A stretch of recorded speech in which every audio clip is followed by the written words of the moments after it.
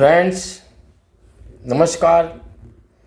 आज की वीडियो में मैं बात करने वाला हूँ मेष लग्न की कुंडली में यदि चंद्रमा तृतीय भाव में बैठा हुआ है तो किस प्रकार के फल देगा,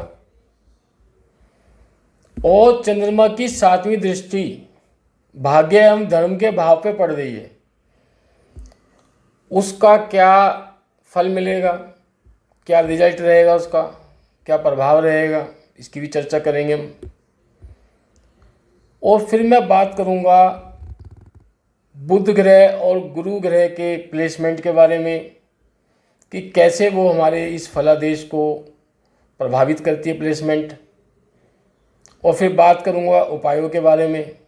तो फ्रेंड्स, वीडियो के अंत तक मेरे साथ बने रहे, आपको बहुत कुछ यहाँ पे समझने को सीखने को मिलेगा। तो फ्रेंड्स, यहाँ पे चंद्रमा चतुर्थ भाव का स्वामी होकर के तृतीय भाव में बैठा हुआ है। आपकी कुंडली जो मेष लग्न की कुंडली है, प्रथम भाव में 1 लिखा हुआ है और चंद्रमा चतुर्थ भाव का स्वामी है। चतुर्थ भाव में 4 लिखा हुआ है, कर्क राशि है, उसका स्वामी है, और तृतीय भाव में बैठा हुआ है, मिथुन राशि में बैठा हुआ है। तो यहाँ पे चंद्रमा चतुर्थ भाव का स्वामी होकर तृतीय भाव में पराक्रम और भाई बहन के भाव में बैठा हुआ है, मिथुन राशि में बैठा हुआ है। बुध की राशि है मिथुन,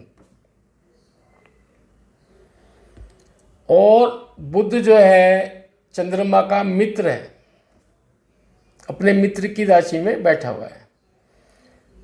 चतुर्थ भाव से हम माता, भूमि, भवन, वाहन का सुख देखते हैं, और इसे हम सुख भाव भी कहते हैं, और चंद्रमा यहाँ का नैसर्गिक स्वामी भी है। और अब कुंडली में चंद्रमा कर्क राशि का स्वामी है, इसलिए चतुर्थ भाव का स्वामी भी है। तो चंद्रमा यहाँ मजबूत स्थिति में है और बैठा हुआ है तृतीय भाव में। तृतीय भाव हमारे पराक्रम और साहस का भाव होता है, छोटे जो भाई बहन है उनका भाव होता है, छोटी यात्राओं का भाव होता है, फॉर्मल कम्युनिकेशन का भाव होता है, मीडिया, संचार, नृत्य, कला, क्रिएटिविटी, इसका भाव होता है। सब यहीं से देखा जाता है। तो जब ये चंद्रमा आपका तृतीय भाव में आ जाता है तो आपको भाई बहन का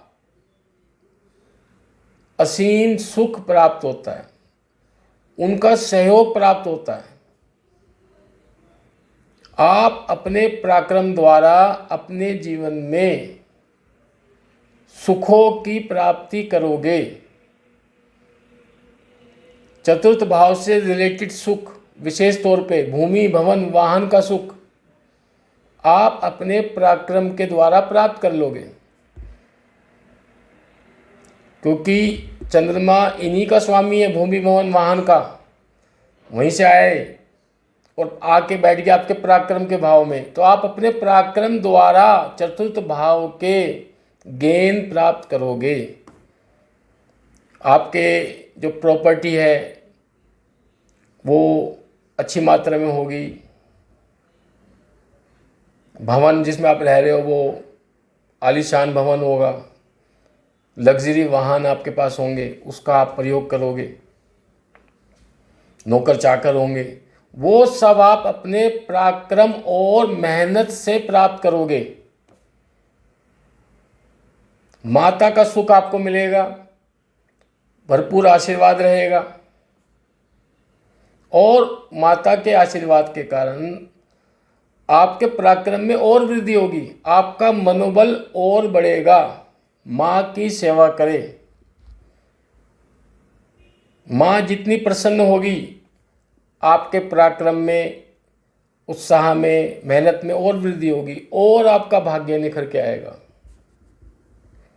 चंद्रमा मन का स्वामी है, अतः ऐसा व्यक्ति अपने भाई बहनों से भावनात्मक रूप से गहराई से जुड़ा रहेगा,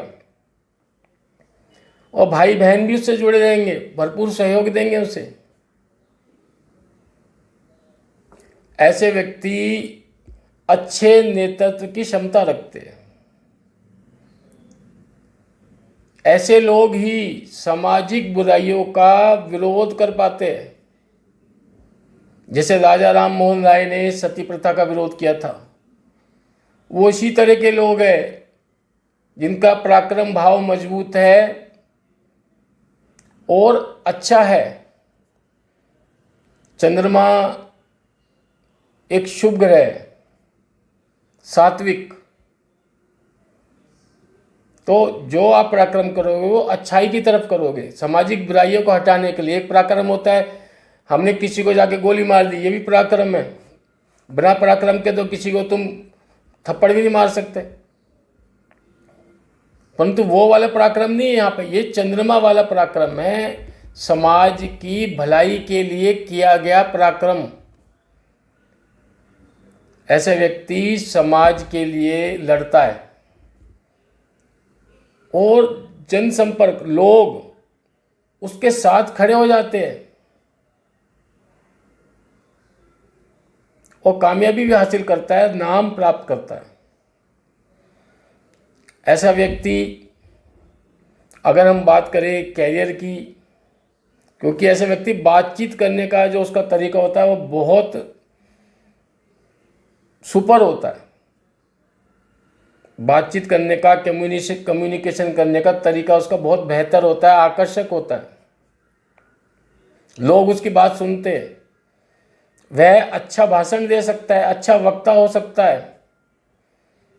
अगर वह अपना कैरियर मीडिया में, जनसंपर्क में, लेखन, पत्रकारिता, संगीत, नृत्य, अभिनय, चित्रकला, रिपोर्टिंग में, या कवि के रूप में, या सॉफ्टवेयर इंडस्ट्री में, सेल्स मार्केटिंग में, लॉजिस्टिक में, या सिंगिंग के क्षेत्र में यदि ऐसा व्यक्ति अपना कैरियर बनाना चाहता है तो उसे अपार सफलता मिलती है। अब हम बात करें चंद्रमा की जो 7वीं दृष्टि की, क्योंकि जो इसकी 7वीं दृष्टि है वो भाग्य और धर्म के भाव पे पड़ रही है, 9वें भाव पे। और 9वें भाव में धनु राशि है, गुरु की राशि है। 9वां भाव गुरु की राशि है। गुरु भी चंद्रमा का मित्र है, परम मित्र। तो वह भाग्य में चंद्रमा अपनी दृष्टि से और वृद्धि कर रहा है। हमें गुरु की भी देखनी पड़ेगी, गुरु की प्लेसमेंट कहाँ पे। यदि गुरु जो है अच्छी जगह है, जैसे मान लो गुरु स्वयं 9वें भाव में बैठा हुआ है, धनु राशि में, सब राशि में, या गुरु मीन राशि में बैठा हुआ सब राशि में, तो गुरु मजबूत है। या यदि गुरु कर्क राशि में आपके 4th भाव में ही बैठ जाता है तो गुरु वहाँ पे उच्च का हो जाता है। ऐसे में भाग्य का भरपूर साथ मिलता है। और यदि गुरु आपका मीन राशि में 12वें भाव में बैठा हुआ है तो आपको विदेश में अपने भाग्य का साथ मिलेगा।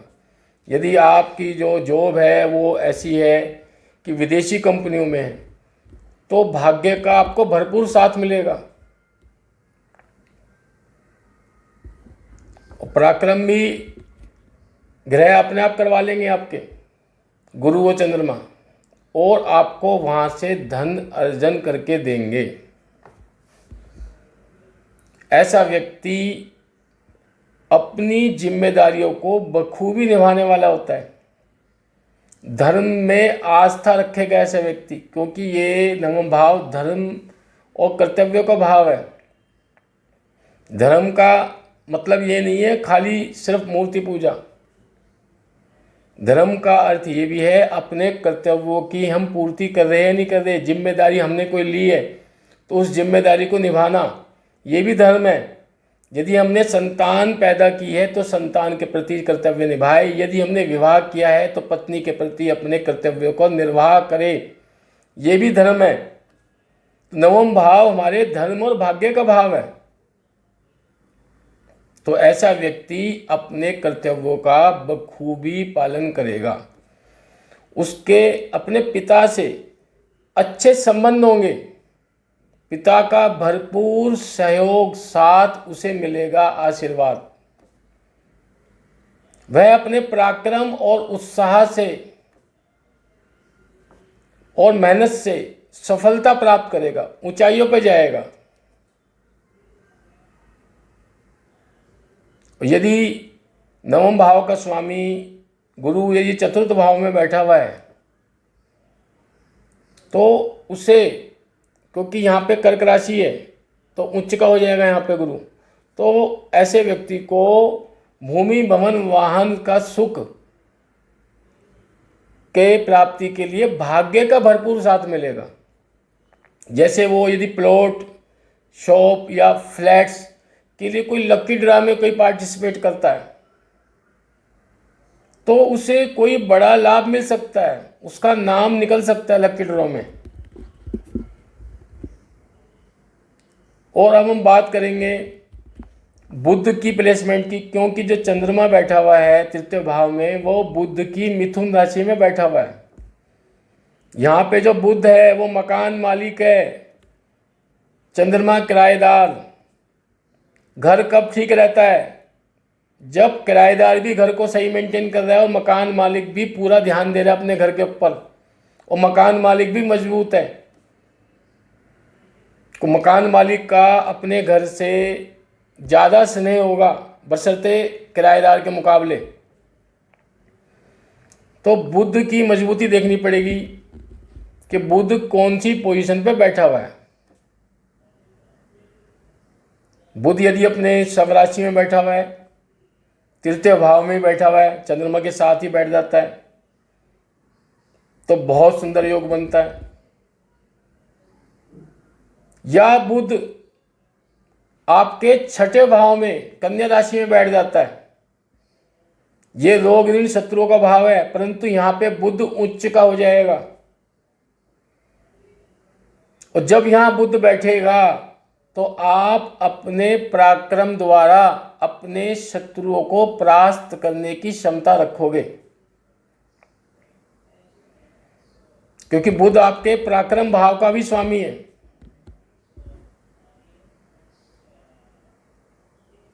और वो बैठ गया आपके रोग ऋण शत्रुओं के भाव में, छठे भाव में। छठा भाव से हम कोर्ट कचहरी के वाद विवाद, मुकदमे, मैरिज लाइफ के झगड़े और भी जो हम दिनचर्या करते हैं, लोगों के साथ बात करते हैं, या नौकरी जो है नौकरी भी यहीं से छठे भाव से देखते हैं हम। यदि यहाँ बुध बैठ जाता है उच्च का होके तो आपकी जो नौकरी है वो भी इसी क्षेत्र में होगी, मीडिया के क्षेत्र में, लॉजिस्टिक के क्षेत्र में, सेल्स मार्केटिंग में होगी। उस क्षेत्र में आप जा सकते हैं। या यदि आप व्यापार भी करते हैं तो व्यापार भी आपका उच्च स्तर का होगा, क्योंकि बुध एक व्यापारी भी है। तो बुध की दशा देखनी पड़ेगी, बुध की स्थिति देखनी पड़ेगी, बुध किधर है आपकी कुंडली में। यदि बुध 12वें भाव में नीच का होकर बैठ जाए, जैसे आपके 12वें भाव में मीन राशि है, 12 लिखा हुआ है, वहाँ पे बुध जो है नीच का होता है। यदि बुध आपके 12वें भाव में बैठा हुआ है तो बुध जो है यहाँ पे पीड़ित माना जाएगा, कमज़ोर माना जाएगा। तो मकान मालिक कमज़ोर हो जाएगा। तो घर का ध्यान कौन रखेगा? किराएदार चंद्रमा तृतीय भाव का। और शत्रु का भी है स्वामी, शत्रु भाव का स्वामी भी बुध है। बुध यदि कमज़ोर हो जाएगा तो शत्रु आप पे हावी हो सकते हैं, क्योंकि छठे भाव का स्वामी आपका बुध है। 6 लिखा हुआ है, कन्या राशि है। वो यदि 12वें भाव में बैठ जाता है नीच का होके तो कमज़ोर हो जाता है। ऐसे में रोग ऋण शत्रु ये आप पे हावी हो सकते हैं, कर्जा बढ़ सकता है, बीमारियां बढ़ सकती है। ऐसे में आपको बुध का दान करना पड़ेगा, हरी चीज़ों का, और गणेश जी की पूजा करनी पड़ेगी बुधवार के दिन। दूब घास का भोग लगाओ, लड्डू का भोग लगाओ गणेश जी को, गणेश जी की पूजा करो और बुध का दान करना है। बुध को मजबूत नहीं करना आपको। यदि आपका बुध नीच अवस्था में बैठा हुआ है, यदि आपका बुध छठे भाव में बैठा हुआ है कन्या राशि में, या तीसरे भाव में चंद्रमा के साथ बैठा हुआ है, तब आप बुध को मजबूत करें, पन्ना पहन सकते हैं।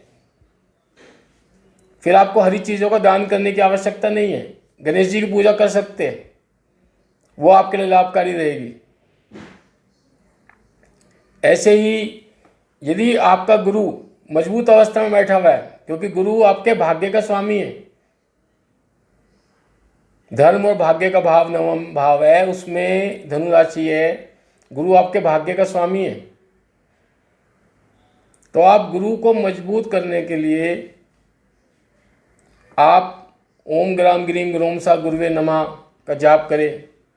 वीरवार के व्रत कर सकते हैं, ओम नमो नारायणाय का जाप कर सकते हैं, और गुरुवार के दिन केले के पौधे को आप जल दे सकते हैं। उसमें हल्दी और चने की दाल मिला के जल दे आप, बहुत अच्छा रहेगा। और शाम के समय देसी घी का दीपक जलाए और ओम नमो नारायणाय का जाप करें आप, आपका गुरु मजबूत रहेगा। क्योंकि गुरु जो है संतान भाव का भी जो है स्वामी है, तो आपके संतान के लिए भी लाभकारी रहता है। क्योंकि आपके जो है संतान भाव में सूर्य की राशि है और सूर्य भी गुरु का मित्र है, तो आप इसको मजबूत कर सकते हैं। और मेष लग्न है तो आपको मंगल भी देखना पड़ेगा। आपका मंगल यदि अच्छी पोजीशन पे बैठा हुआ है, लग्नेश मजबूत होना बहुत ज़रूरी है। हमारे 40-50% तो लग्नेश के अच्छा होने से, मजबूत होने से हमारी कुंडली बहुत मजबूत हो जाती है। तो मंगल की स्थिति देखनी पड़ेगी। मंगल यदि आपके प्रथम भाव में बैठा हुआ है मेष राशि में, तो मजबूत है, सब राशि में बैठा हुआ है, कोई दिक्कत नहीं है। तो आपको ये सब देखना पड़ेगा, बाकी ग्रहों के प्लेसमेंट भी, क्योंकि वो भी हमारे इस प्लेसमेंट को, चंद्रमा के प्लेसमेंट के प्रभाव को वो प्रभावित करते हैं। यदि हमारा गुरु मजबूत है, हमारा बुध मजबूत है, तो चंद्रमा की जो प्लेसमेंट है तीसरे भाव में, ये आपको बहुत ऊंचाइयों पर ले जा सकती है। आप अपने पराक्रम के द्वारा ही और अपने कम्युनिकेशन के द्वारा और मेहनत से आप सॉफ्टवेयर इंडस्ट्री में, या जैसे मैंने बताया कवि, संगीतकार, संगीत, लॉजिस्टिक और सेल्स मार्केटिंग के क्षेत्र में, मीडिया के क्षेत्र में, या इवन आप यहाँ पे अगर भाषण देते हैं, जनता से जुड़ने वाले जो क्षेत्र है, तो इसमें आप जैसे चुनाव के क्षेत्र में भी, राजनीति के क्षेत्र में, क्योंकि मीडिया से के जरिए भी आप पब्लिक से कम्युनिकेट करते हैं, क्योंकि आपका जो कम्युनिकेशन है वो बहुत बेहतर रहने वाला है। क्योंकि बुध जो है वो इस चीज़ के लिए महारत हासिल करता है, और चंद्रमा उसमें और 4 चांद लगा देता है। तो स्थिति बहुत सुंदर है। आपको जो मैंने उपाय बताया है, उन उपायों को करके आप अपनी कुंडली में गुरु की प्लेसमेंट और बुध की प्लेसमेंट जरूर चेक करें, और उसके मुताबिक आप अपना जो है वो उपाय कर सकते हैं। मैंने उपाय बताया है, क्योंकि जो बुध है वो या तो अपनी राशि में, सब राशि में, मिथुन में, या कन्या राशि में जहाँ पर उच्च का हो जाता है वहाँ अच्छा रहता है, या अपने मित्र की राशि में बैठा हो।